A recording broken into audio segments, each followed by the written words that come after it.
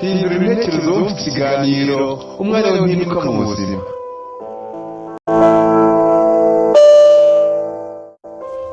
Dore ibanga ukwiye kuba uzi ryagufasha kugirana imishyikirano n'abandi. Hano tayari twamaze kwinjira mu gice cya kabiri cy'igitabo, aho tuvuga ku ihame rya kabiri ryo mu gice cya mbere. Reka dutangire kwibaza ibi bibazo. Ese ni iki abantu hafi ya twese duhuriyeho? Twese dukeneye kurya neza kandi tugahaga, dukeneye kubaho kandi tukaba mu buzima bwiza, ubuzima budasaba umunyu. Dukeneye umuryango mwiza, abadukomokaho bakaba nabo mu buzima bwiza. Ni byinshi dukeneye, ariko hari ikindi dukeneye cyane kijyana n'ibyo byose: gufatwa nk'uw'agaciro, uw'ingirakamaro mu bandi. Byinshi mu bindi byifuzo twavuze birasubizwa, ariko hari kimwe cy'ingenzi kidasubizwa: gufatwa nk'ab'agaciro muri sosiyete, nk'ab'ingirakamaro. Ushobora kuba wumva ushonje koko, wumva ukeneye kurya cyangwa se kunywa, ariko umuntu ugiye kugufungurira akaguhana icyo kurya cyangwa se icyo kunywa agasuzuguro kenshi, akubwira amagambo mabi, atakwishimiye. Uko waba ushonje kose, hari amahirwe menshi ko n'icyo cyo kurya cyangwa se icyo cyo kunywa azaba aguhaye uzagisiga ukigendera. Kubera iki se? Ni ukubera ko uwo muntu hari ikintu cy'ingenzi akwimye, kugufata nk'uw'agaciro, nk'uw'ingirakamaro muri sosiyete.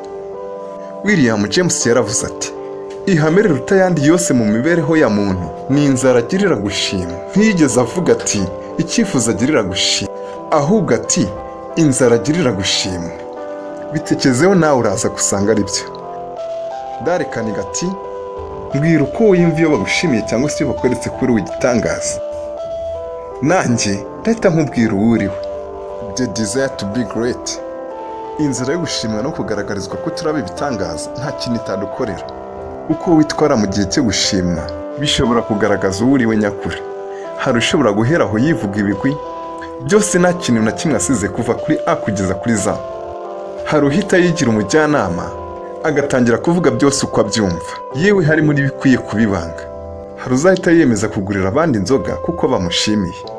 Ushobora kuba nawe ufite urundi rugero, twandikire muri comment section.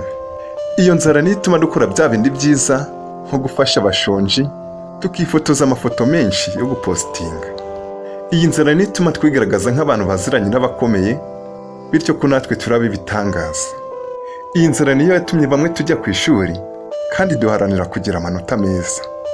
Iyi nzara niyo intera kurara ijoro nandika iki kiganiro, niyo ituma mbabwira ngo mukore subscribe, share and comment, mumbwira muti felicitation. Abo nita inshuti zanjye, bafata nk'inshuti zanjye kubera ko banshimira iyo nakoze neza kandi bakantera imbaraga mu byo nkora. Nkunda iyo bavuga ngo komerezaho, ariko sinkunda wa muntu uhora unyereka intege nke zanjye n'amakosa nkora, ntangira inama y'uburyo nakosoreye mu makosa. Uwo muntu simufata nk'inshuti. Zirikana iri hame, baha ibyo bakeneye imbere kugira ngo nawe bagukorere cyangwa se baguhe icyo bifuzaho. Hano icyo dukeneye cyane ni agaciro abandi baguha. Handi bakwereka ko uri uw'agaciro, ko uri uw'ingirakamaro, bakabikwereka babinyujije mu buryo bagushimira. Ubutaha nuzajya gusaba umuntu serivisi runaka, uzibuke gutangira ubwo busabe umushimira. Hari amahirwe menshi ko hari icyo bizongera ku kubona iyo serivisi. Azaguha icyo wifuza kubera ko nawe wabanje kumuha icyo yifuza.